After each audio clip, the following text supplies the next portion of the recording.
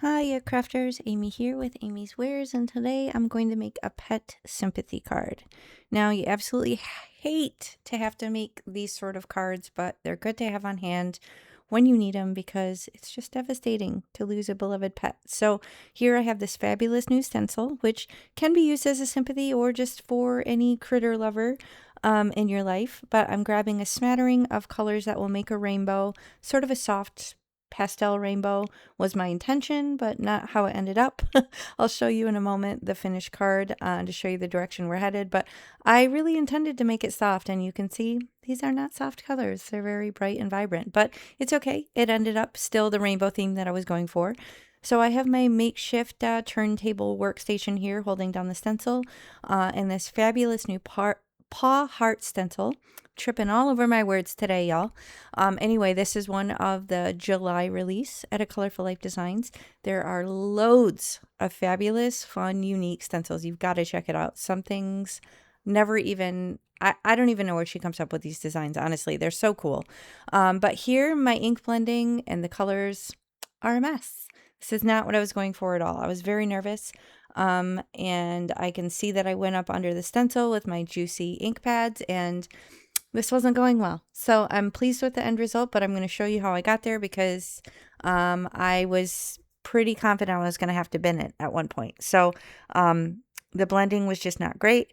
It was sloppy and the colors weren't how I wanted, and you can see it got blurry on the edge. So I was not pleased. So oh, and you can see I blended and kind of messed up the paw. So lots of things went wrong. I'm sure you guys have experienced something similar.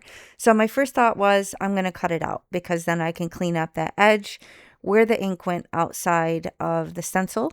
So I'm turning the paper, not my scissors. That's kind of a fussy cutting hack. But this is a big enough shape that it wasn't difficult, and I feel like anybody could do this.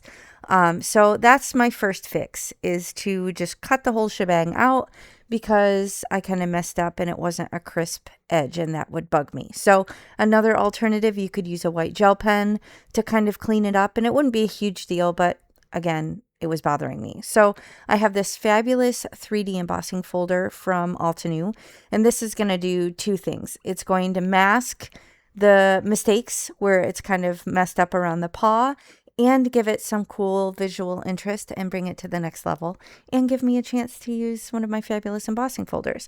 So this stamp set, I'm sure, is discontinued because it's my favorite things, and sadly they are no more. But if I can find a link for it, I will link that below. Otherwise, it's most likely discontinued. So use whatever you have in your stash. I decided to use the kind of bluey purple color to do the stamping on this card, and I think I did end up using actually 2 sentiments from that stamp set, and I'm being bold here and I'm doing some freehand stamping on some cardstock to create the sentiment. Actually, I'm trying to remember. I think am I stamping directly on the card base? No, I did. No, I didn't. See, I don't know. It's just as exciting for me, y'all, because it's been a minute since I filmed this and I have no idea what I did. I don't remember. So as you can see, I have my magnets holding down, I believe, the actual card base. So that's 120-pound accent opaque in US A2 size, 4 1/4 inches by 5 1/2. I'm going to pop it up with some foam tape. This is, I think, just a 1mm. I like the thinner lately. I've been going with that. You can see the roll is much smaller because it's thinner, but also because I use it a lot. It's been my favorite. It's 1 inch wide and 1mm thick from scrapbook.com. It's been my favorite because it gives it some dimension, but it doesn't make it too bulky and doesn't make it sit up too high.